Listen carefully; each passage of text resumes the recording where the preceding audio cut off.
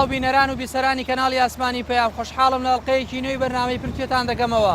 لە مەڵقەی بەرنامەکەماندا باز لە ڕێکەوتن و بەیەگەیشتنی لایەنە سیاسیەکان دەکەین لە هەرێمی کوردستان. پرسیار ئاراستەی میوانەکانم دەکەم و دەپرسم دەوترێت دۆخی ناجێگیر و پڕ لە قەیرانی هەرێمی کوردستان ژیانی هاوڵاتیانی شێواندووە. ئایا من ڕاستە؟ ئایا ڕێکەوتن لە نێوان لایەنە سیاسیەکان داوەندە زەحمەتە کە ماوەی 2 ساڵە ڕێناکەون؟ بۆ ئەوەی ڕێکەوتن ڕوو بدات پێویستە هەر لایەک لە خواستەکانی قادرمەیەک بێتە خوارەوە. ئایا لایەنە سیاسیەکانی هەرێم ئامادەن لە پێناوی هاوڵاتیاندا قادرمەیەک لە خواستەکانیان بێنە خوارەوە؟ وەڵامی ئەم پرسیارانە لە لایەنە سیاسیەکان وەردەگرمەوە.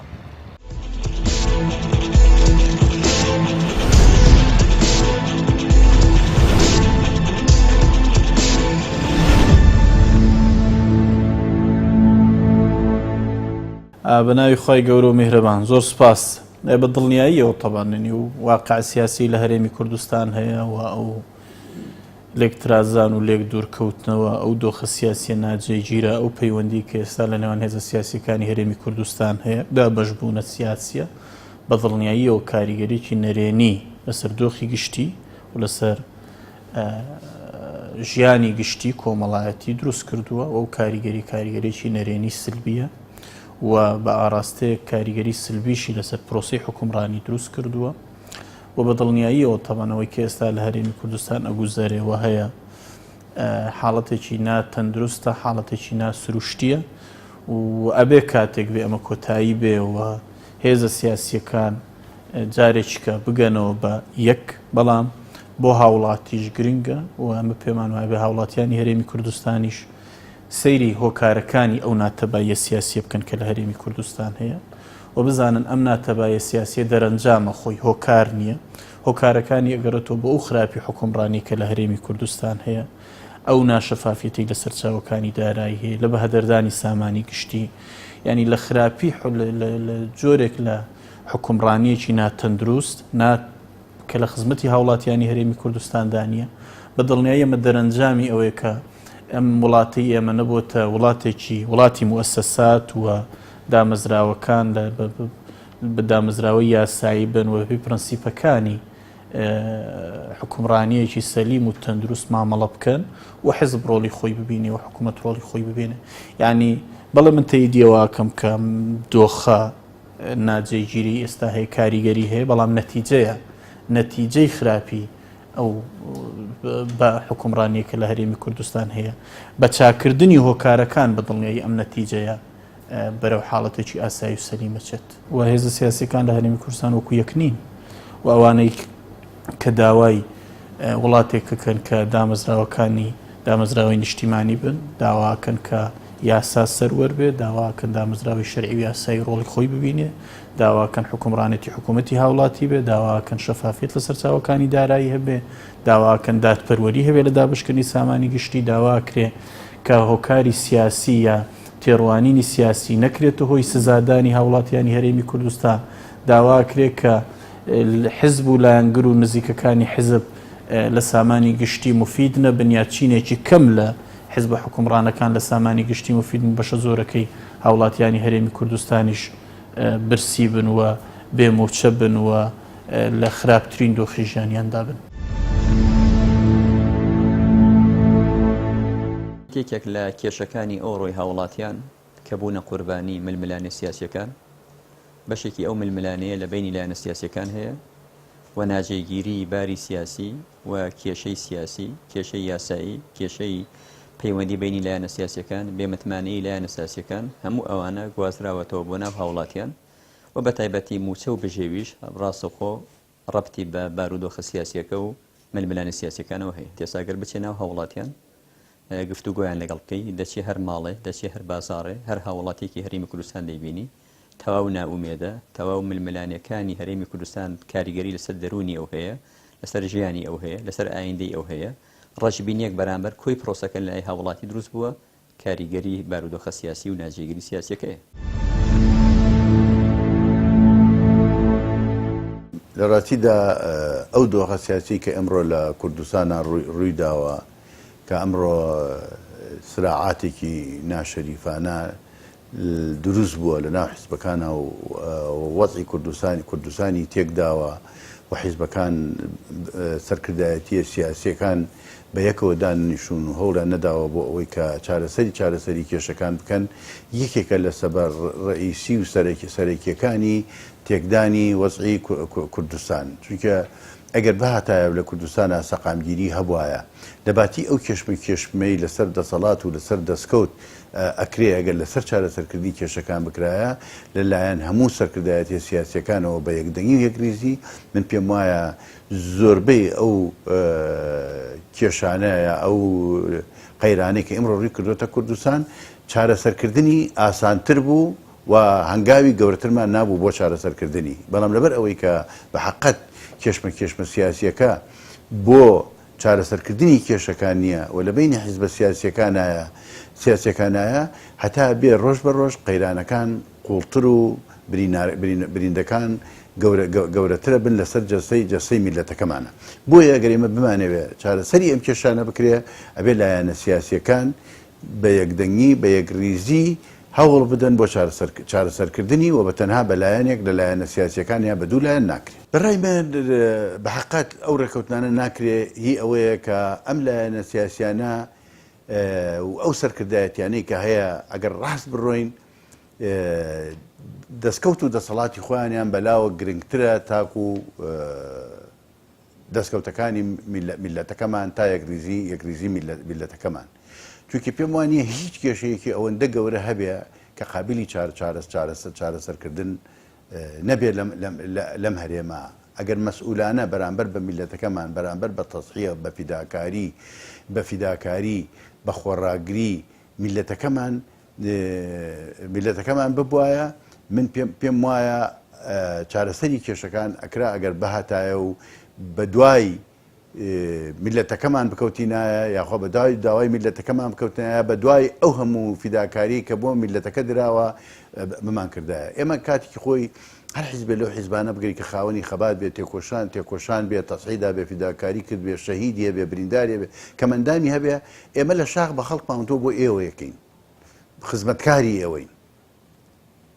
بەڵام بەداخەوە ئیمڕۆ ئەو ڕنگانەوە نابینی لە دەسەڵاتە و لە ئیشەکانمانە و لە کارەکانمانە و لە دانیشتەکانمانە و لە ئیعلاممانە و لە دەنگ و لە ڕنگمانە بە حەقەت من هەر هیچی نابینم جارێکی تر ئەبێ ئێمە ببینەوە بە خزمەتکاری خەڵک و ببینەوە بە بەشێک لە خەڵکی هەرێمی کوردستان و لەگەڵ ئێش و ئازارەکانی خەڵکا بژین بۆ ئەوەی کە چارەسەری ئەوەش بەوە بێ ئەو کاتە ئەتوانین چارەسەری کێشەکان بکەین و ئەو کێشانێک کە هەیمانە لە بینی خۆمانە هەنگاو بنین و چارەسەری بکەین زۆر کات ئەگەر ئێمە مەسئولانە بیر بکەینەوە بەرامبەر بە خەڵکەکەمان بە ماندووبوونی خەڵکەکەمان خەڵکی ئێمە شەهیدێکی زۆری داوە ئەنفال کراوە بە کیمیاوی لێی دراوە هەتاکو ئێستش بە کۆمەڵ ئیبادەیەکرێ ئەگەر ئێمە هەست بەوە بکەین هەموو کێشەکانمان ئەگەر سەرەکیش بێ ئەگەر زۆر سەرەکیش بێ زۆر قورشش بێ بەلامانەوەنا لە پێناوی خزمەتکردنی میلەتەکەمانە بەڕاستی ئەو دۆخە سیاسی کە ئێستا لەم ڕۆژایە لە کوردستانە هەیە خەڵکەکەشی بێتاقەت کردووە خەڵکەکەشی خچێتە مەترسیەوە بۆ منەی ئەجێرمەوە بۆ ئەوەی کە یەکتر قوبوڵکردن نییە تەبایی نییە برایی نییە کاڵی کە یەکتر قوبوڵکردنیە هەندی حقایقی هەموو کەسێکی زانانی هەموو حیزب و لایەنێکی زانانی بەڵام تۆی پێ قوبوڵ نییە منی پێ قوبوڵ نییە ئەم کارێکی کردووە دۆخە سیاسیەکەی وا نالەبار کردووە ناوەستێ ئەڕوا کۆبوونەوەیە یەت ئەچێت ئەمە قەلەقێکی لە وڵات و لە ناو میلەتە دروست کردووە ئەمە کارێکی مەترسیدارە بۆ خەڵکەکەمان جێ خەڵکە قەلەق بوو ناتوانێت بڕیاری خۆی بە و خۆشەویستی حزابەکانیشی لا نامێت چیە حیزبەکان هەمووی میلەتەکەیە تۆ بە پێی تەوزیع بووە بەڵام سەیرەکەی ئەو ناجێگیری سیاسی و ئەو وەزع قەلەقی خەڵکەکەی خچێتە قەلەق و چاوەڕوانی بەتایبەتی بۆتە هینێک کۆبوون لە ناکۆبوونەوە هەموو ڕژێکوونەوە ئەم لایەن بۆ ئەو لایەن ئەم چەند لایەنە ئەو لایەنە ئەمانە قەلەقێکی لە ناو ڕاستە لە ناو جەماوەرە دروست کردووە و وەزعەکەی تا ڕادەیەک شێواندووە. ئەوە من لەم بیستم شتێکی وا هەیە کە خەڵک ئەمە ڕاست نییە، ئەمە خەڵکی نابێ بگاتە ئەو بۆتا هەبێ خەڵک بە قووەت بێ، معنوێتی بە قووەت بێ، ئەمە ئەوە ناگەینێ ئەمەی تر وڵات کاولە بێ، چونکە وەختیەوە نەماوە کە خەڵک مەترسی بێ لە کڕینی گەنم و کڕینی وەسایل و چی ئەمانە. یعنی ئێشتا ئێمە نەگەشتنەتەوێ، ئەمە خەڵک لەوەشە ئەمە منەی جەرمە بۆ خەڵک غەدرەکە. ئەوەش لەوانەیە هەندێک سیاسەتی تیجاری هەیە، هەندێک خەڵکی سەرمایه‌دار ئەوی دعای بخاتە ناو بازاڕەوە، ئای وەزعەکەشەوە بۆ ئەوی گەنم پارە ناکە، ئەی بەچی پارەی پێ بگەن؟ گەنمەیە بە حکومەت پارەی نایەتێ با لەم بارەیەوە سیاسەتێک بنوێنێ. ئەمە سیاسەتێکی تیجاریە ئەیکەن کۆمەڵی خەڵکی سەرمایه‌داری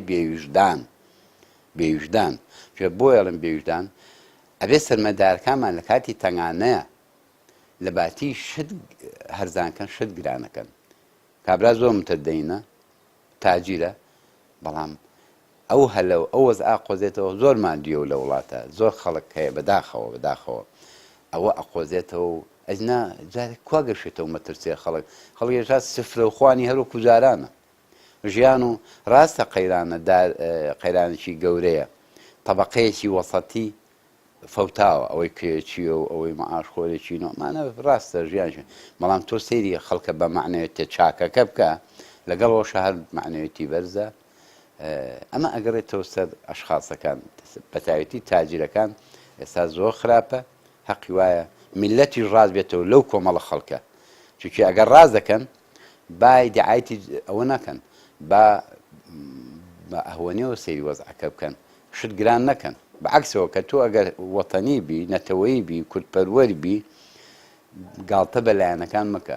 خۆت لە ئاستی خۆتەوە چەند تیجارێ وەزعەکە چاکە توانێت چایشکە ئاڵۆزی نەکە.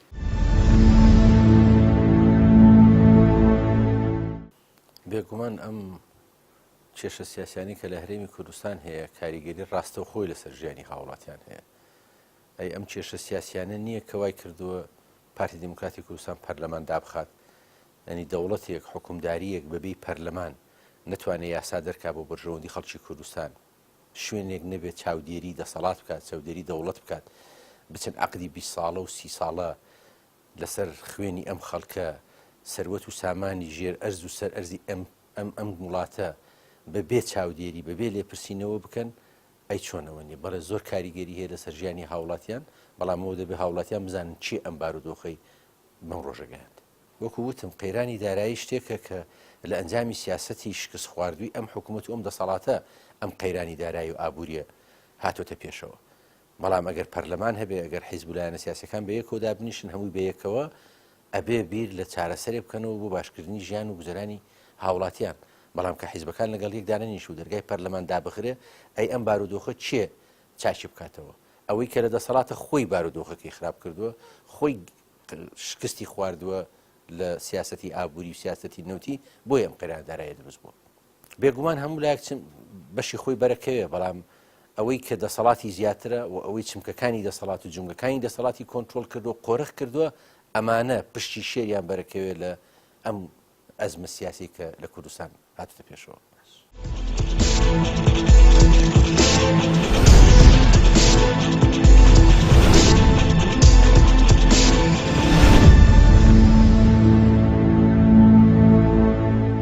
ئەزانی من پێم وایە هاوڵاتیانی هەرێمی کوردستان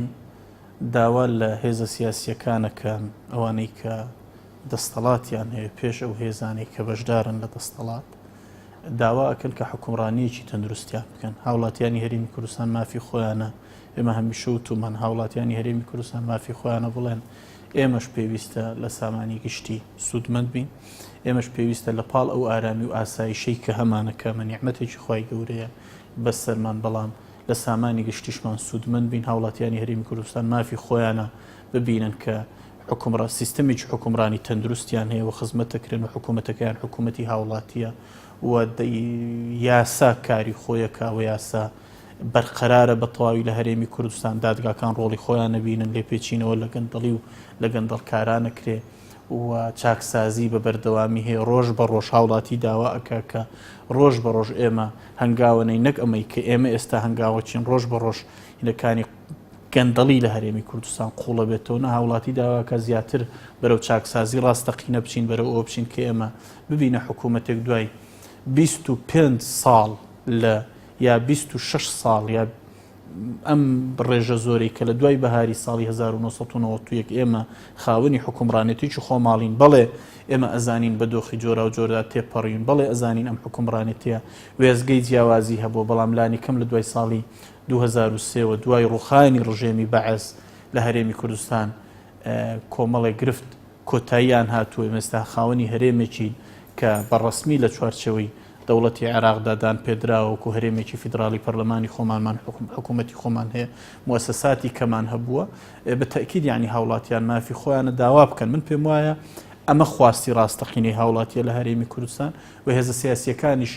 ئێمە لانی کەم و کۆمەڵی ئیسلامی خەباتی سیاسی ئێمە و پێداگیری سیاسیمان بەڕاستی بەو حەجمەی کە هەمانە بەو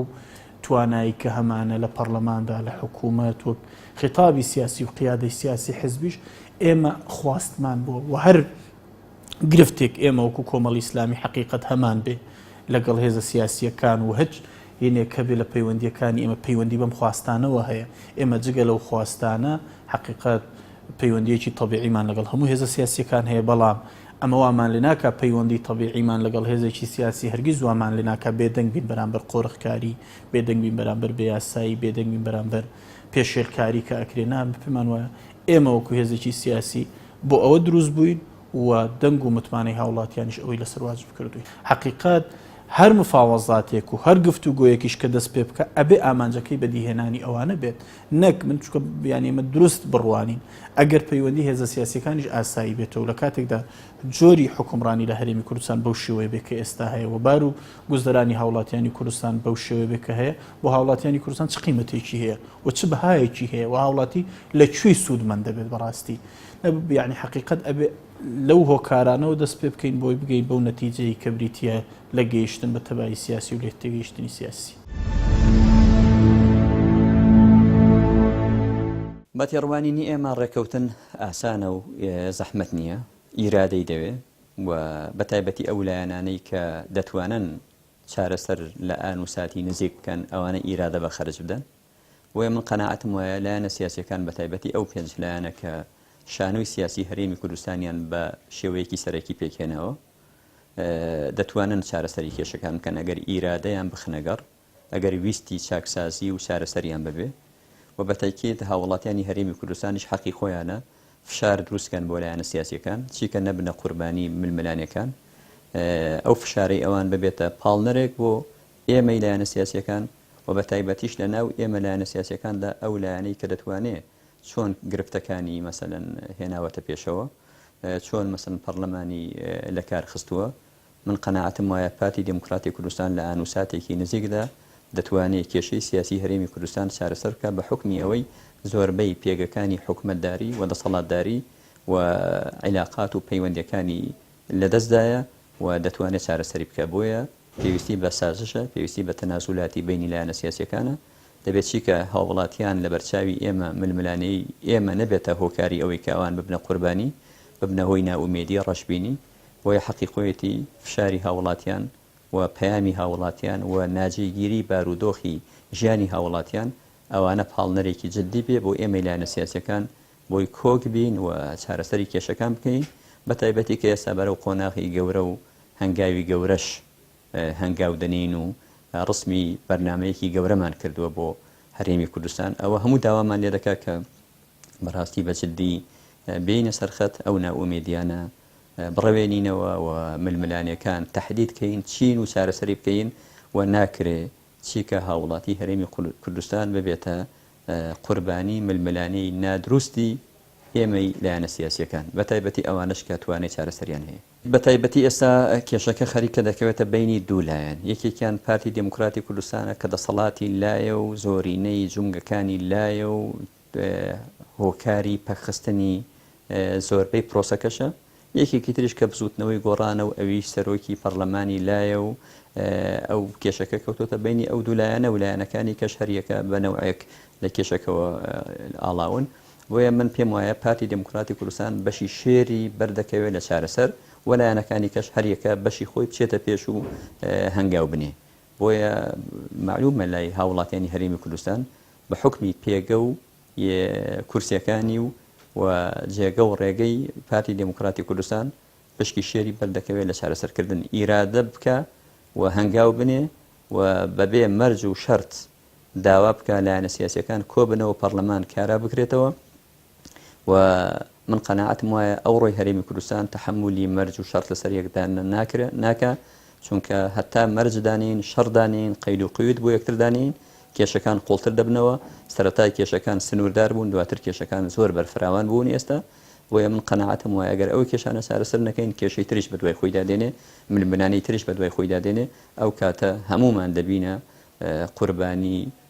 ناکۆکیەکانی بینی خۆمان.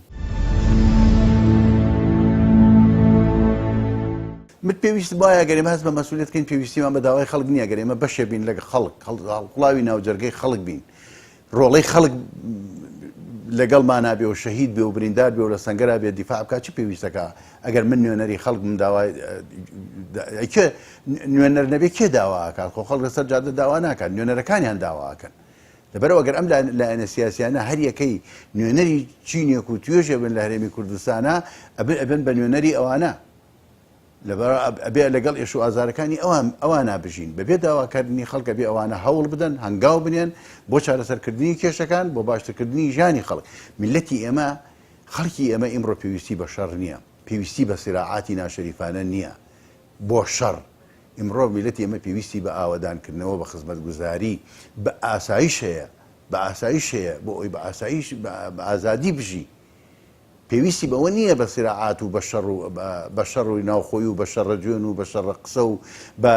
لە میدیاکانەوە سوکایەتیکردن بە یەکتری و بە پیرۆزیەکانی دەستکەوتی خوێنی شەهیدەکانمان و ماندووبوونی میلەتەکەمان ئەوەی کە هەیە لە کوردستانە برینی جەستەی میلەتەکەمان زیاتر قوڵترەکە و ئەیکولێنێتەوە و ڕۆژە ڕەشەکانی ڕابردوومان نەهێنێتە پێشچاو میلەتی ئێمە ئەوەی ناوێ میلەتی ئێمە ئیمڕۆ وەک باسم کرد ئاسایشی ئەوێ میلەتی ئێمە یەکریزی ئەوێ تەبایی ئەوێ برایەتی ئەوێ ئاوەدانکردنی ئەوێ خزمەتگوزاری ئەوێ کە ئەمانە ئەگەر ئەمانە هەبوو بە تەکید نانیش مسۆگەرە ئەوەی کە ئیمڕۆژ هەنگاوی بۆ ئەنڕێوەی بینی لە ساحەکە ئەگەر بە یەکەوە دانیشن ئامادە بن بە یەکەوە دانیشن لەسەر مێزی گفتوگۆ بە نیەتی چارەسەرکردنی کێشەکان هەنگاونان بۆ چارەسەرکردنی کێشەکان نەک مزایەدەی سیاسی چونکە ئەمڕۆ ئەوەی کە من ئەیبینم لە هەر شوێنێکە ئەیبینم مزایەدەی سیاسیە حتا تەنانەت مقابلەی تەلەڤیزیۆنەکانیش ئەبینی جەریدە ئەبینی قسە و باسەکان ئەبینی تەسیحی سەرکردای سیاسیەکان ئەبینی بڕوات هەبێ هەمووی دوورە لە واقع هەمووی مزایەدەی سیاسیە و ئەیکەن کە هیچی جێگەی خۆی ناگرێت چونکە خەڵکی ئەمە هەم شارەزا بۆ هەم خاوەنی تەجروبەیشە بەرەوڵا خەڵکی هەرێمی کوردستان حەقی خۆیەتی زەختمان لێکەن بەڵام من ئەڵێم خەڵکی هەرێمی کوردستان و بە تایبەتی مەنتیقەی سلێمانی من خۆم سلێمانیم بە تایبەتی خەڵکی سلێمانی حەقیوە زەختمان لێ بکەن زەخت لە هەموو لایەنەکان بکەن من ئەڵێم حەکەمێکی چاک بن خەڵک میلەت حەکەمێکی چاک بێ ئەوەی کە ناڕێک بوو ئەوەی کە نەهاتە پێشەوە بچێتە بەردەرگای لە بەردەرگای بات وەکو چۆن خۆ پیشاندانێکە بڵێ بۆ نایتە پێشۆڕێکەکەی ئەوە میلەت دەتوانێت ئەو وەزعاین کات بۆ بە حەقی خۆیەتی و زۆریشمان لێکردن و لێشمان قوبڵ نەکەن بەڵام ئەبێ حەکەمی چاک بێ ئەبێ حەکەمی چاک بێ لە بینمانە بزانێت چێ نایەتە پێشەوە چێ ئەم وەزعوارێکە چێ دوورە لە وەزعەوە ئێمە وەکو پارتی دیموکراتی کوردستان زۆر حەزمان پێێتی و زۆر هەوڵیشی بووین و زۆر هەوڵیشمان پیاوە بەڵام ئەمە گەڕێتەوە بۆ حەکەمی میلەت بە تایبەتی ئەم سنوورەی خۆمان وەکو مەنتیقەی سلێمانی من زۆر جاری وایە ناحەکەمی و ناعەدالەتی و ناڵێم بەو نەوە بێویژانیش دەبینم لە ناعەدالەتیەکەیە وی حەق وایە بزانن چێ نایەتە پێشەوە چون ئەم زروفێکی زێڕینە زۆرۆفی چاکمان بۆ ڕێکەوتووە ئەگەر نەیقۆزینەوە ئەگەر هەوڵ نەدەن لە چیسمانەچێت کە لە چیسمان چوو وەکو دەرەجەکە 180 دەرەجەیەتەوە خوارەوە چینەوە 100 سفر ئێمە سەدەیەکە خەبا دەکەین تێ کۆشین خوێنە ڕێژین ینی ئەنفال دروست بوو کیمیاوی باران دروست بوو دێهات خاپور بوو معنایە کەڵی دێهات خاپور بوو ئەم هەموو ماڵ نییە زەرمەند نەبوو بێ ئەکە ماڵ نییە زەرمەند نەبێ ئەبێ هەموو حەکەمێکی چاک بن ئەزانی بەرگەی چۆن ناگرین بەرگای بلت بەرگای بەڵام چییە دوورەکەوێتەوە جارێکی کە ئەم دەستکەوتەمان وا بە ئاسانی بۆ نایەتە پێشەوە ئاوا حکومەت بین حکومەتمانە بێ پەرلەمانمانە بێ ئاوا ئازادین ئاوا ئێعلام ئازاد بێ ئاوا بتوانین قسە بکەین ئاوا ئەمە فرسەتێکی گەورەیە بۆیە ئەبێ ضرورە میلەت من پێم باشە حەکەم بێ لە منەوە وەکو پارتی دیموکراتی قبوڵی نەکاتە هەمومان بەڵام بە عەدالەتانە بەوە ناکە دوای قسەی خۆی و کۆمەڵێک خەڵکی لابەلاو ئێمە وەکو پارتی دیموکراتی کوردستان هاتوونەتە پێشەوە کە خەڵکی وامان تێناگا بەڵام بە هەموو نەوەی هاتوونەتە پێشەوە تەنەزول لە زۆر شت کراوە من پێم وانێ ڕێکەوتن هیچ زەحمەت بێ ئەگەر ئیرادەی ڕێکەوتن هەبێ ئەگەر خەڵک واز لە قۆڕخکاری بێنێ ئەگەر خەڵک واز لەوە بێنێ حیزب لایەنەکان بە تایبەتی پارتی دیموکراتی کوردستان ئەگەر واز لە فەرزکردنی ئیرادەی تاکلایەنانە بەسەر هێز و لایەنە سیاسیەکانی کە واز لەوە بێنێت من پێم وایە کێشە سیاسیەکان چارەسەر دەبن بەڵام ناکرێ لایەنێکی سیاسی کە پارتی دیموکراتی کوردستانە هەوڵی فەرزکردنی ئیرادەی خۆی بڕیاری خۆی بۆچوونی خۆی دیدی خۆی بۆ داهاتی و ئەم هەرێمە بەسەر هەموو هێز و لایەنەکانی ترابسەپێنێ من پێم وایە کردەکە لای پارتی دیموکراتی کوردستانە بەڵام پارتی دیموکراتی کوردستان بەداخەوە تا ئێستاش لەوە تێنەگەیشتون کە ئەوان تاکە حیزبی کوردستان نین و ئەوان ڕاستە زۆرینەن بە هەموو ئەو کەم و کوڕیانی لە پرۆسی هەڵبژاردن بۆ بە هەموو ئەو تەزویرانی لە دەنگدانەکان و لە هەڵبژاردنەکان بۆ بە هەموو ئەو چاپسوورکردنەوە و سزادانی خەڵکە دەنجی بەلایەنەکانی ترداوە بەڵام ئەوان هێزی زۆرینەن بەڵام هێزی تاکە هێز نین لە کوردستان و بەتەنیا ئەوان کەمترن لە لایەنە سیاسیەکانی تر بۆیە دەبێ بزانن ناتوانن ئیرادی خۆیان بەسەر هەموو خەڵکی کوردستانە فەرزکەن بە هەمان شێوە ئێمەش ناتوانین ئیرادی خۆمان بەسەر لایەنەکانی ترا فەرز بکەین بەڵام دەبێت شوێنێکە بێ کە مشتەرەکاتەکانی خۆمان لایەنی کەمی داخوازیەکانی خەڵک لەسەری بگەین بە ئەنجام پارتی لە کوێتێکی داوە دەبێت لێ دەست پێ بکاتەوە ئێمە لە یەکەم ڕۆژە وتومانە پەرلەمان بە بڕیارێکی حیزبی دەرگاکەی داخراوە وەزیرەکان نێراونەتەوە ماڵی خۆیان و پەرلەمان پەشی خراوە بۆ ئەوەی چاودێری دەسەڵات نەکات پارتی دیموکراتی کوردستان دەتوانێت بڵێ پەرلەمان ئاسایی بکرێتەوە کە بەبەستیشمان لە ئاساییکردنەوە گەڕانەوەی دەستەی سەرۆکایەتی پەرلەمانە بەبێ هیچ پێشمەرج و پاشمەرجێک دەست بەکارەکانی خۆیان بکەنەوە جارە ئێمە ئەومان لە ڕاستەوخۆ لە پارتی دیموکراتی کوردستان نەبیستووە هەر قسەی هەندێک لە بەرپرسەکانیانە و هەندێک بەرپرسیان قسەی زۆر مەسوولانە و باشەکەن بەڵام بەقەدەر ئەوە خەڵکی تریشیان قسەی زۆر نامەسوولان و زۆر خراپەکات بەڵام کەی ئێمە لەگەڵ پارتی دیموکراتی کوردستان بواری ئەوە هەبوو دابنیشین ڕوبەڕوو یان بە نووسراو یا ڕوبەڕوو کە زانیمان ئەوان وازیان لەو مەرجانی پێشویان هێناوە ئامادەن پەرلەمان بەبێ هیچ پێشمەرج و پاشمەرجێک ئاسایی بکرێتەوە ئەو کاتە قسەیەکی ترمان نەبێت.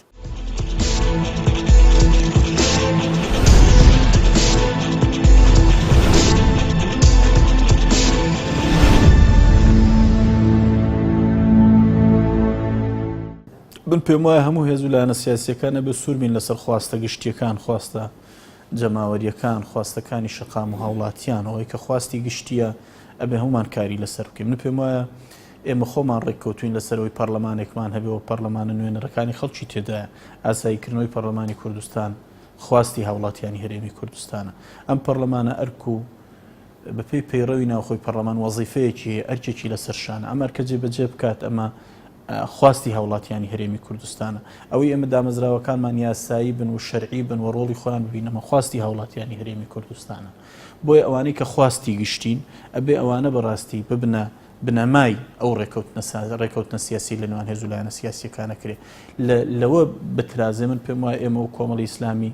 لە ڕابردوش هیچ خواستێکی حزبیمان نەبووە بە دڵنیایی بۆ داهاتوش نامان بێ وەگەر خواستە گشتیەکان کە من پێم وایە بێ هەموو هێز و لایەنە سیاسیەکان کۆ بکاتەوە ئەمانە کۆمانکەنەوە من پێم وایە هەموو هێز و لایەنە سیاسیەکان بە دڵنیاییەوە ینی ئەبێ ینی پێداگیری لەسەر خواستە حزبیەکانی خۆیان دەکەن و ئێمە بە دڵنیایی وە کۆمەڵی ئیسلامی لە دوای ینی بزاتم چەند ساڵی ڕابردووکە و واقع سیاسی هەرێمی کوردستان هەیە کە بەڕێزشت ئاماژەت کرد کە فعلەن ینی دۆخێکی ناجێگیری لە هەرێمی کوردستان دروست کردووە من وا نابینم ئێمە خواستێکی سیاسیمان هەوبێ بۆیە زۆر جاریش ڕوبەڕووی ئەو ڕخنەیە بووینەتەوە ینی ڕوبەڕووی ئەو ڕخنەیە بووینەتەوە مەسەلەن هەندێک جار برادران مەسەنگ و تویانە ئێمە نازانین کۆمەڵی ئیسلامی چیەوێ نازانین کۆمەڵی ئیسلامی بۆ نیگەرانە خۆیان لە حکومەتن خۆیان لە حکومەت دەرنەکراون خۆیان ینی هیچ کێشەیەکیان نییە ینی فعلەن ئێمە کێشەی حزبیمان نییە بەڕاستی ئێمە خۆمان داواکاریەکانی ئەمە داواکاری خەڵکە داواکاری هاوڵاتیانەوە پێمان وایە ئەمە ئەرچی حزبی سیاسیە ئەرچی حزبی سیاسیە ینی بەرگری لە دامەزراوە شەرعیەکانی وڵاتەکەی خۆی بکە بەرگری لە پەرلەمانی کوردستان بکەوە فعلەن هەوڵ بدا کە حکومڕانی لە بەرژەوەندی هاوڵاتیانی کوردستان بێ هەوڵی جددی بدا بۆ کۆتایی هێنان بە قۆرخکاری هەوڵی جددی بدا بۆ دەستپێکردنی چاکسازی ڕیشەیی هەوڵی جددی بدا بۆ ڕیشە چێشکردنی گەندەڵی هەوڵ بدا کە فعلەن ئەم ینی خیتابە سیاسی ئێمە لەسەر ئەم بنەمایانە دامەزراوە و ئەمە پایەکانیەتی و ئێمە لەو پێناوەدا بەڕاستی هەوڵمانداوە بۆی و کۆمەڵ حقیقەت پێم ئەمانی هیچ کاتێک پێداگر بووبین لەسەر خواستی حزبی تاوەکو بەیانی تەنەزولی لێ بکەین جارێ تەوەن لای ئێمە و کۆمەڵی ئیسلامی توانەوە پێمان هەمیشە قەناعەتمان وا بۆ گفتوگۆ ڕێگا چارەی باشترین ڕێگا چارێ و هیچ ڕێگا چارەیەک لە ڕێگا چاری گفتوگۆ و دایلۆگ باشتر نییە کۆبوونەوە ینی بە بەرنمەیەکی دیاری کراوە بە ئیرادەیەکی جددیەوە لە پێناو چارەسەری ڕیشەیی کێشە بنەڕەتیەکان لە هەرێمی کوردستان باشترین هەنگاوە ئەمە یەک دوو حقیقەت هیچ کۆبوونەوەیەک بەبێ مرونەت ناگاتە نەتیجە بۆ ئێمە پێمان وایە فعلەن پێویستی بە مرونەت هەیە ئەمە یەک دوو خاڵێکی ئەوەیە کە ئەمی کە وەکو باسم کرد ئەوانەی کە خواستی گشتین ئەوانەی کە ینی پرەنسیپی سەلیم و تەندروستن بۆ حکومڕانیە کە خزمەتی هاوڵاتیانی هەرێمی کوردستان بکە حکومڕانیە کە دڵی هاوڵاتی خۆشکە کە متمانە بجێڕێتەوە بۆ شەقامی کوردی متمانە بجێڕێتەوە بۆ هاوڵاتیان متمانە بجێڕێتەوە بۆ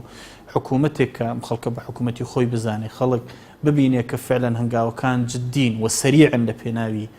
چارەسەری کێشە بنەڕەتیەکان بەدڵنیاییەوە یعنی ئەمامان گەێنێتە ڕێگایکی سەلیم و تەندروست و حقیقەت هەرچی مرونەتێک لەم پێناوەدا بێ نەتیجەیەکی باشیە بێ و بەرەنجامێکی تەندروستیە بێەوە حقیقەت بەرەنجامەکەشی بە جۆرەکە بێت کە دڵی هاوڵاتیانی هەرێمی کوردستان پێش هێزە سیاسیەکان خۆشکە بەڵام هەرچی مرونەتێک کە بەڕاستی ینی لەو پێناوەدا نەبێ و لە پێناوی بەدیهێنانی خواستە گشتیەکان نەبێ ینی تەنها مەسن هەوڵێک بێ بۆ ڕازیکردنی حزبێک یا هێزێکیکە من پێم وایە بێ نەتیجە ئەبێ بەڕاستیدا و حقیقەت یەکێکی ئەوش ینی کێشەیەکە بێتێتە سەر کێشەکانی ڕابردوو. ئێمە لە یەکگرتووی ئیسلامی کوردستان هەر لەگەڵ سەرهەڵدانی کێشەکان لە هەرێمی کوردستان بە جددی قسەی خۆمان بەڕۆشنی کرد وتمان پێویستی بە لێک تێگەیشتنە بە سازانی بینی لایەنە سیاسیەکانە بە تەنازول و سازشکردنە بۆ یەکتر چونکە هەر لایەنێکی سیاسی کاتێک تەنازول و سازش بۆ لایەنێکی تر دەکات لە هەرێمی کوردستان مادام هەمومان لە ناو یەک کەشتیداین کەشتێکە سەلامەت دەبێت بۆ ئێمە پێمان وایە سازش لە لایەنێکی سیاسی بۆ کۆی پرۆسە سیاسیەکە نەک سازشە گەورەیە بۆ یەکگرتووی ئیسلامی کوردستان ئامادەی هەموو هاوکاریەکە هەموو دەستپێشخەریەکە هەموو لێک نزیک بوونەوەیەکە چونکە ئێمە هەر لە سەرەتای کێشەکان کە دەستیان پێکرد زۆر هاوارمان کرد و داوامان کرد کە بەبێ گفتوگۆ بەبێ حیوار بەبێ تەنازول و سازش بۆ یەکتر ناگەینە نەتیجە چونکە تەجروبەی زۆرمان کردووە لە ڕابردوو هەموو ممارەسەکانمان لەگەڵ یەکتر تاقی کردوێتەوە شەڕی ناوخۆمان تاقی کردەوە شەڕی ساردمان لەگەڵ یەکتر تاقی کردەوە لێک دابڕانمان تاقی کردەوە هەموو ئەوانە هاوڵاتیان بوون بە قوربانی لە نەتیجە و کۆتاییش هەر بە تەفاهم و لێکتێگەیشتن لەسەر دەستی وڵاتانی دنیا گەیشتینە نەتیجە بۆ پەنابەرین بۆ خەڵک خۆمان لەگەڵ خۆمان گفتوگۆ و حێواری جددی بکەین هەر یەکەمان تەنازول لە بەشێ بکەین و بگەینە نەتیجە یەکگرتوو پەیامی ڕۆشنە دیدگای ڕۆشنە دەمێکە ئەوە ئەجێندای بووە کە بەبێ لێک تێگەیشتن و تەفاهمی لایەنە سیاسیەکان بە زۆرینە و کەمینە لە وڵاتی لە هەرێمی کوردستاندا کێشەکانمان بۆ چارەسەر نابن خۆزگە هەرێمی ئێمەش وەکو دووەلی ئەسکەندەنافی وەکو فەڕەنسا وەکو وڵاتانی خواپێدا و گەیشتبانە و قۆناغە دەستورێکمان بووبایە دابەشبوونی زۆنەکانمان نەبووبایە ململانی تاریخی و جوغرافیمان نەبووبایە بەڵکو دێموکراسیەکی حەقیقی بەرقەرار بووایە دەنگی هاوڵاتی کاریگەری بووبایە ئەو کاتە بە زۆرینە و کەمینە ممارەسەیەکی باشی حکومڕانی و دەسەڵاتمان دەکرد و لەو کێشانە چارەسەر دەبوو مادام ئەوانە نییە هەر پێویستمان بە تەفاهم و یەکتێگەشتنە یەکگرتوو دەمێکە هاوار دەکا و داوا دەکا بە سازش بکەین و با بچینە پێشەوە لە یەکتر چونکە دوان نەتیجە هەر ئەوەیە ئەگەر 10 ساڵی کەش ململانەیەکی ئاوە نادروست لەگەڵ یەکتر بکەین لە هەرێمی کوردستان پێگەکەی وایە، حکمە جغرافیەکەی وایە، حکمە تاریخەکەی وایە، هیچ هێزێک ناتوانێت هێزێک ئاوتکە. بینیمان لە 2 ساڵی ڕابردوو بە هیچ جۆرێک پارتی دموکراتی کوردستان نەیتوانی هێزەکانی تر ئاوتکە و بەتەنها بتوانێت حکمێکی ڕەشید ئیدارە بکە و هێزەکانی تریش بە هەمان شێوە هەموو ڕێگاکانیان تاقی کردەوە نەیانتوانی مەسەلەن پارتی دموکراتی کوردستان ئاوتکەن و هێزێکی تر ئاوتکە بۆیە ئەو 5 هێزە پێویستمان بە یەکەوەیە، ئیشمان بە یەکەوە زۆر ماوە، بە تایبەتی ئەو هێزانەی کە ئیسلاح و چاکسازی لە ئەجێندایە پێویستمان بە یەکتر زۆرترە. ئێمە خەڵک چ داخوازێکی هەبێ ئامادەین لە پێناوی هاوڵاتیاندا هەرچی پێداویستی هەبێ ئەنجامی بدەین، چونکە ئەولەویەت لای ئێمە بژێوی هاوڵاتیانە، خۆشگوزارانی هاوڵاتیانە. بەشێکیش ئەو هەڵوێستانی دەیانگرین هەر ئەوەیە کە هەرێمی کوردستان نەکەوێتە ململانەیەکی توندی ناشەریفانەی خوێناوی بەیانی هاوڵاتی زیاتر ببێتە قوربانی، چونکە تەجروبەمان هەیە پارتی و یەکێتی زیاتر لە چەندەها ساڵ چەند ساڵ شەڕیان کرد، 8,000 تا 9,000 خەڵک بوو بە قوربانی بە بریندار و کوژراوی بینی لایەنە سیاسیەکان، دواتر بە حیوار و گفتوگۆ چارەسەریان کرد و لە نەتیجەش خۆشیان وتیان ئێمە دەردەچین لە مۆزوعەکە، ئێمە تاوانبار نین، خەڵک شەڕی کردووە، ئێمە نامانەوێت جارێکی تر هاوڵاتیان بکەونە ببنە قوربانی و لایەنە سیاسیەکانیش لە نەتیجە بەری لی دەرچن. بۆیە لە پێناوی هاوڵاتی ئامادەی هەموو سازش و قوربانیدانێکی لە کۆبوونەوە ژێربەژێریەکان یا لە تەلەفۆنەکانی بینی لایەنە سیاسیەکان ئەوە هەست پێ دەکرێت کە هەموو لایەنەکان حاجەیانە بە گفتوگۆ. لەو لایەنەی کە گرفتەکانی دروست کردووە و حیزبی دەسەڵاتدارە، لەو لایەنانش کە ئێمەمانانین کە ئۆپۆزیسیۆنین و پێمان وا بۆ دەبێ هەنگاو بنین، هەمومان هەست دەکەین حاجەمان بە حیوار و گفتوگۆ و لێک نزیکی هەیە. بۆیە ئەو نەرمیە دەرچەیەکی دەوێ، هەنگاوێکی دەوێ، ئەو هەنگاوەش هەر کەسێک هەر لایەنە سیاسیەک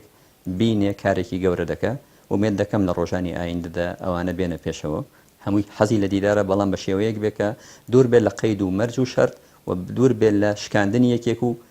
سەرکەوتنی یەکێک. دەمانەوێت پرۆسەکە بە جۆرێتەوە بێ، هەمومان براوە بین، کەس براوە و دۆڕاو نەبێت، چونکە لە پرسی نیشتیمانیدا وا تەسەوڕ دەکەم ئەگەر بدۆڕین هەمومان دەدۆڕین، ئەگەر براوە و سەرکەوتوو بین هەمومان سەرکەوتوو دەبین. من پێم وایە یەکێتی نیشتیمانی کوردستان لە سەرەتای دروستبوونیەوە تاکو ئێستاکە ئامادە بووە بۆ ڕێککەوتن، ئامادە بووە بۆ چارەسەرکردنی کێشەکان و زۆریشی تەسخێداوە. ئەگەر هەر تەماشای بکەی کە جەنابی مام جەلال شخصی یەکەمی ئەم هەرێمە بووە لە کاتی شەڕی ناخۆشە هەنگاوی چۆنی ناوە کە برادەرەکانی خۆشی ناڕازی بوون بە هەنگاوەکان، هەنگاوی ناوە بۆ چارەسەرکردنی کێشەکان تا گەیوەتە ئەوەی کە ئیتفاقی استراتیجی لەگەڵ پارتی دیموکراتی کوردستان ئیمزا بکە، بەس لە پێناوی ئەوە کە جارێکی تر کێشە نەبێ لە کوردستانە و جارێکی تووشی شەڕی ناوخۆ نەبووین. ئەو سیاسەتی کە یەکێتی هەیە تاکو ئێستاکێ سیاسەتی پێکەوە ژیان بووە، چارەسەری کێشەکان بووە، یەکێتی و یەکریزی میلەتەکەمان ڕاستە وەکو شەخص بەرژەوەندیان نییە، لە ناو یەکێتیشە بەرژەوەندیان نیە لەگەڵ یەکێتی و تەباعی و یەکریزی، چونکە بە مەسلحەتەکانیان بەرژەوەندەکانیان لەوانە شتیان لە کیسەچێ، بەڵام سیاسەتی دیاری یەکێتی پێکەوە ژیانە، یەکێتیە، یەکریزیە و چارەسەرکردنی کێشەکانە بە دیالۆگ و گفتوگۆ. و ئەگەر زۆر جار بیزانن یەکێتی کە ئەبێ ئەبوایە تەرەف وایە لە مەسلەکانە خۆی بێتەرەف کردووە بۆ بە میانگیر لە بینی لایەنەکانە بۆ چارەسەری کێشەکان. ئەگەر ئێمە ڕاستکەین لەگەڵ میلەتەکەمانە ئەوەی لە بەرژەوەندی میلەتەکانمان بێت چەند قادرمە پێویستکە بێ بینە خوارەوە، ئەگەر بەرژەوەندی خەڵکی گەرێمی کوردستانمان بێت، ئەگەر تەسعی و فیداکاری خەڵکی کوردستانمان بێت، ئەگەر خۆشگوزارانی خەڵکی کوردستانمان بێت، هەر حیزبێک نەک قادرمەیە چەند قادرمە پێویست بکە ئەگەر بێتە سەر سەفر ئەبێ هەوڵ بدا لە پێناوی میلەتەکەی بێتە خوارەوە بیکە، بەڵام بە شەرتێک لە خزمەتی میلەتەکە بێت، نەک بۆ لایەنێک. پێم وایە لە مەسەلەی خزمەتکردنی میلەتە دۆڕاو براوەیتیانە ئەو کەسانە دۆڕاون کە بەرژەوەندی میلەت لە بەرچاو ناگرن، ئەو کەسەی لە بەرژەوەندی میلەتەکە هەر چەند قادرمە بێتە خوارەوە چەندێ مساوەمە بکە، من پێم وایە ئەوەندە براوە، ئەوەندە سەرکەوتووە، ئەوەندە قاعدەی جەماوەری لە ناو خەڵکی کوردستانە بەهێزتر و بەقووەترە بێ. ئەگەر تۆ ڕاستە دەوێ لایەنەکان یا سیقەیان بە خۆیان نییە یا خۆیان بە زەعیفە زانن، جاری وا هەیە داواکەن خۆیان بە خاوەنی مەسەلەکە نازانن، بڵێن ئێمە شەریکی حەقیقین لە مەسەلانە، تەسحیمان داوە، فیداکاریمان داوە، خوێنمان داوە، شەهیدمان داوە، بریندارمان داوە، لە شاخ بووین، ئێستش لە شارە لە سەنگەرای وەکو ئەوەی کە یەکێ خاوەنی هەموو دەسەڵات و توانا و حەقەکان بێ داوای لەکە. ئەم داواکردن من یەکێک بۆیە زانم کە غەڵەتە. ئەبێ خۆ بە شەریکی حەقیقی بزانی، ئەبێ خۆت بە خاوەنی ئەم دەستکەوتانە بزانی، ئەبێ خۆت بەوە بزانی کە ئەبێ لە قەراراتە شەریک بی، تەریک نەبی. لەبەر ئەوە من پێم وایە ئەبێ هەموو لایەنەکان هەر کەس بە پێی وەزنی خۆی ئەبێ خۆی بە شەریکی حەقیقی بزانێ و بچێتە ژێرباری مەسئولیەت، نەک داوا بکە لە حیزبێک لە لایەنێک ئەو بکا بە هەموو شتێک و بیکا بە قائید و بیکا بە خاوەنی دەستکەوتەکان و بیکا بە دەسەڵات و خۆشی بە پاشکۆ بزانێ. یەکێک لە هەڵەکانی ئەو حیزبانە ئەوەیە، بەحەقەت من لە ناچارێکی لە هەڵەکانی یەکێتی ئەوەیە کە خۆی بە شەریکی حەقیقی نازانێ کە بە هەزاران دەیان هەزار شەهید و برینداری داوە، تا ئەمڕۆ شەهید و بریندارەدا بە دەیان هەزار ڕۆڵە و تێکۆشەری ئەم میلەتە لە ژێر سێبەری ئەو بەرنامەکەی ئەو دروشمەکەی ئەوە ئێستا ئەوتان لە سەنگەرە ئەبینیت وەکو پاشکۆیە قسەکات لەگەڵ هەر نەک لەگەڵ پارتی لەگەڵ هەر حیزبەکەی بینی وەکو خاوەن دەسەڵات و خاوەن بڕیار و خاوەن قەرار و ئەمانە قسە ناکات. یەکێتی نیشتیمانی کوردستان خوێنی داوە دەسەڵاتە لەم ساحە، حەقا نێڵێ هیچ قەرارێ بەبێ خۆی بڕوا نەک وەکو ساڵ کرد دەستپال کاتەوە، ئەبێ بڵێ پێداگری بکە وەک دەسەڵاتێک و وەک شەریکێکی حەقیقی و وەکو مەسئولێک لەم کوردستانە بە تەئکید وایە، نەک بە تەنیا پێی ناکرێت، بەڵام ئەبێ لەگەڵ بەرامبەرەکانیان بەحەقەت بەم شێوەیە ڕەفتار بکە و کردار بکە مەسئولانە لە ئاسی ئەو تەسحیە و فیداکاری کە کردوویەتی چ لە شاخ چ لە شار.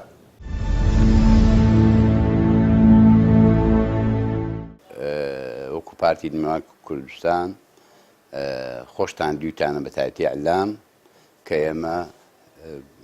چەند قادرمەیە کاتونێتە خوارە بۆ مۆزوعک زۆر مەبەستمانە بە تایبەتی جەناوی سەرۆک بارزانی سەرۆکی هەرێم زۆر مەبەستێتی، چونکە جەنابیان زۆر لە کۆبوونەوەکانمان و لە تەسریحەکانێک کە هەیە و لە مقابلەکانێک هەیە ئەمە فرسەتێکی گەورەیە وەکو ئەرزم کردن لە پێشەوە، ئەو زۆر مەبەستێتی چونکە ئەو ئەزانێ وڵاتان چەند لەگەڵمانن، بەڵام خۆ وڵاتان ناڵێ فەرموها ئەمە حکومەتی خۆت و دەوڵەتی کوردی خۆ دەبێ هەوڵی بۆ بن، ئەیە بێن ئێمە بە تەبایی بێ بە برایی بێ، ئەگەر ئێمە خۆمان بە تەبایی و برایەتی و ناو خۆمان ڕێک دەکەین دوای ئەوە لەسەر دەستی جەنابی سەرۆک مەسعود بارزانی ئەگەر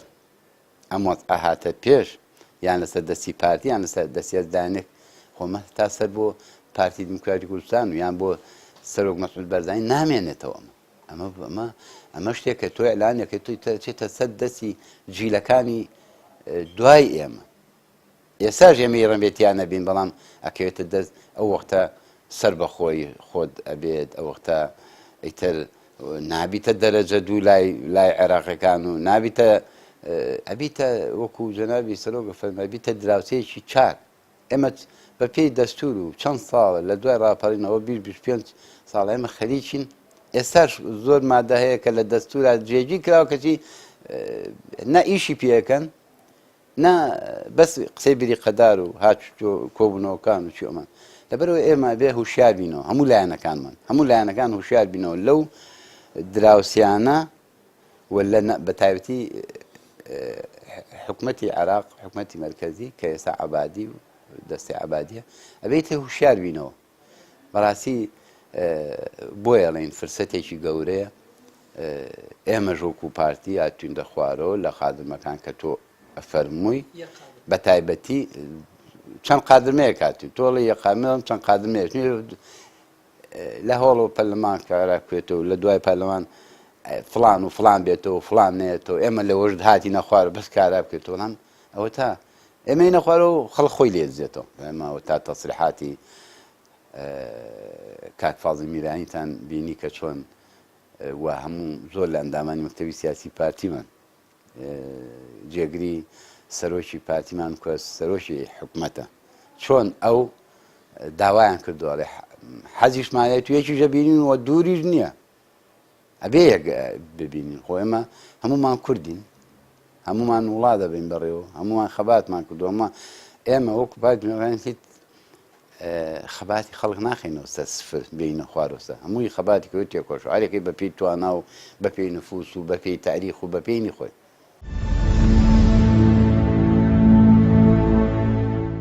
بێگومان ئێمە هێزێکی واقعین ئێمە هێزێکین هەڵخڵاوی ناو خەڵکین و چاک لە خۆمان تێگەین و ئێمە هەم قورسایی خۆمان نەزانین هەم قورسایی لایەنەکانی کەش دەزانین ئێمە دڵنیاین لەوەی هەرچی بەرنامەی بزوتنەوەی گۆڕانە لە حکوومەتێکی بنکە فراوانە هەموو بەرنمەکەی تۆ جێبەجێ ناوێ بەڵام بەقەدر قورسایی خۆمان ئەمانەوێ داواکاری و بەرنامە و ئامانجەکانی ئێمە جێبەجێ بکرێت بەقەدر ئەوە هێز و لایەنەکانی تریش هەریەکە بەقەدر ئەو پشکی بەریەکەیە بەقەدر ئەو قورسایی لە کوردستان هەیەی بەشدار بێت لە چارەسەری کێشەکان ئەگەر ئیرادەی ڕێککەوتن هەبێ ئیرادەی چارەسەری ئەم کێشە و ئەم قەیرانە دارایی و ئابووری و سیاسیانی کوردستان هەبێ ئەگەر ئیرادە هەبێ گەیشتنە ئەنجام شتێکی زۆر ئاسانە واسهێنان لە مەرجی کاراکردنەوەی ئەوەی ئەوان پێڵن کارە ئێمە پێڵێ ئاساییکردنەوەی پەرلەمان ئەمە تەنازول بێ ئەمە تەنازول نییە ئەمە شتێک نییە ئێمە ئەبێ زۆر مەمنونی پارتی بین کە ڕێگە دەدا سەرۆکی پەرلەمان بچێتەوە شوێنەکەی خۆی ئەمە تەنازول نییە تەنازول ئەوەیە کە دانیشتین لەسەر یاسای سەرۆکایەتی هەرێم کە دانیشتین لەسەر ریفراندۆم کە دانیشتین لەسەر بەشداری پێکردنی ناوچە کوردستانی دابرێنراوەکان ئەگە دانیشتین لەسەر شێوازی واژۆکردنی ئەو گرێبەستانی 50 ساڵ و 20 ساڵ و 30 ساڵ لەگەڵ کۆمپانیا زلەکانی دنیا دەیکەین ئەگەر لەسەر ئەوە واز لە بەرژەوەندی حیزبی و شخصی خۆیان بێن لەگەڵ ئێمە ڕێککەوین ئەمەیان ئەوش تەنازول نییە ئەمەش ڕێککەوتنە سازانە بۆ بەرژەوەندی خەڵکی کوردستان لە یەکەم ڕۆژی سەرهەڵدانی ئەم قەیرانە سیاسی و وەزع پشێوی لە کوردستان هەیە ئێمە خەت دەرگای گفتوگۆماندا نەخستۆ چونکە ئێمە وەکو حیزب وەکو کە تاکەکانی نابزوتنەوەی گۆڕانی زۆر باشە زانین کێشە سیاسیەکان بگاتە هەر ئاستێک ئێمە میلەتێکین بەرژەوەندی مشتەرەکمان هەیە دواڕۆژی مشتەرەکمان هەیە و خۆمان بە نوێنەری خەڵکی کوردستان نەزانین دەبێت لە کۆتاییەکەی ئیلا بە گفتوگۆ و دانوستاندن بە سازان بگەینە ئەنجام ئێمە لە یەکەم ڕۆژەوامان وتووە ئێستاش وایە بۆ داهاتوو شەروا دەبێت بەڵام وەکو تۆ وتت دەبێت هەموو لایەگەوە بزانن کە هیچ کەسێک ناتوانێت هەموو مەرجەکانی خۆی هەموو داخوازیەکانی خۆی بەسەر لایەنەکانی کە فەرز بکات یعنی نەرمینواندنەوەیە کە برادرانی پارتی لە هەندێک لەو مەرجانی کە جاران دەیانوت لە هەندێک لەو مەرجانی خۆیان دابەزیون ئێمەش وتومانە ئێمە دائنیشین بەڵام بێ پێشمەرج و بێ پاشمەرج و ئەبێ ئەم بارودۆخە ئاسایی بکرێتەوە دەستەی سەرۆکایەتەکەی ئێستا بچێتەوە پەرلەمان دەرگای بکرێتەوە و پەرلەمان دەست بە کارەکانی خۆی بکات و چ شتێک ئەولەویاتی پێداویستی هەلومەرجەکەیە پێداویستی خەڵکی کوردستانە دەست بۆ کارانە بکەین نە لە دوجار پارتی دموکراتی کوردستان کە پەیوەندی بە بزوتنەوەی گۆڕانەوە کردووە ئێمە هەر عینی قسانێکی ئێستامان کردوەرە قسانەمان کردو بەڵام ئەم 1-2 هەفتەیە ئایندە ئێمە خەریکی خۆڕێخستنەوەی ناو بزوتنەوەی گۆڕان و دامەزرا هەڵبژاردننی خانێ ڕاپەڕاندن و هەڵبژاردننی ڕێخەری گشتین وتوانە ئەو 2 هەفتە بە ئیشە حیزبیە ناوخۆیەکانی خۆمان تەواو بکەین ئیتر کاتە وەڵامتان دێنەوە من هیوادارم من قەت ناومێد نیم و پێم وایە لە ناو هەموو حیزبەکان و لە ناو پارتی دیموکراتی کوردستانیش خەڵکانێکن کە حەزیان بە گفتوگۆیە حەزیان بە دانیشتن و سازان و گەیشتنە ئەنجامە ئەوم پێم وایە هەموو ئەو هەوڵی خەڵکە خێرخوایانەی ناو حیزبەکان و دەرەوەی حیزبەکان و هێز و لایەنە سیاسەکانی تریش بۆ بەرژەوەندی خەڵکی کوردستان پێم وایە کۆتاییەکەیە دەبێت بگەینە ئەنجامێکی باش.